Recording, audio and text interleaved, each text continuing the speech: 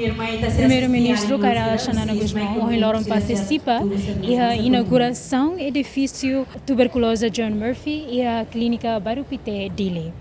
E edifício foi hadia serviço na facilidade de saúde para a comunidade local e o apoio do governo o gabinete fundo apoio da sociedade civil.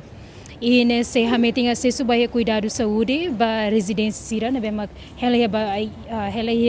áreas barpitenian e nomos e a área de tomak ninian.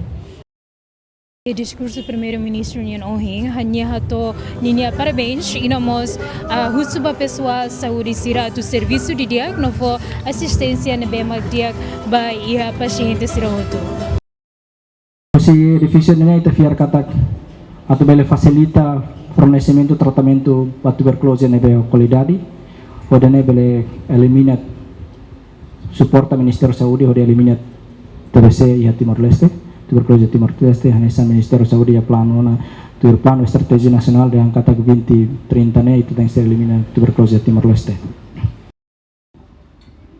Leviu pessoal médico no cirurgia nós não o indiana saúde provenia nelos para governo dele bem tudo no bebê contribui e clínica vai repetir clínica no bebê allow no serviço nós no India a tu Simão Samara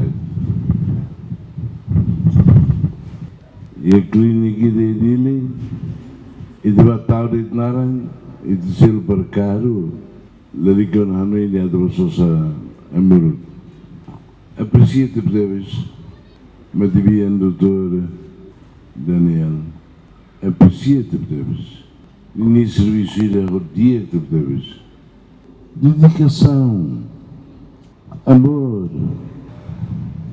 e nem o valorizei no serviço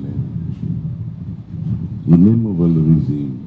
Também loja de moça dele, loja de da moça, ai a minha você, eu mando lá e da cumprir se tu também.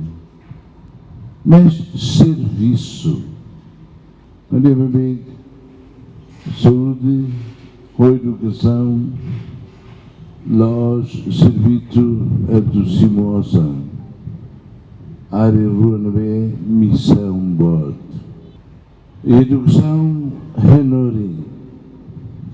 Fo matene com lavar esse nebe kushulmai tu carrai ne.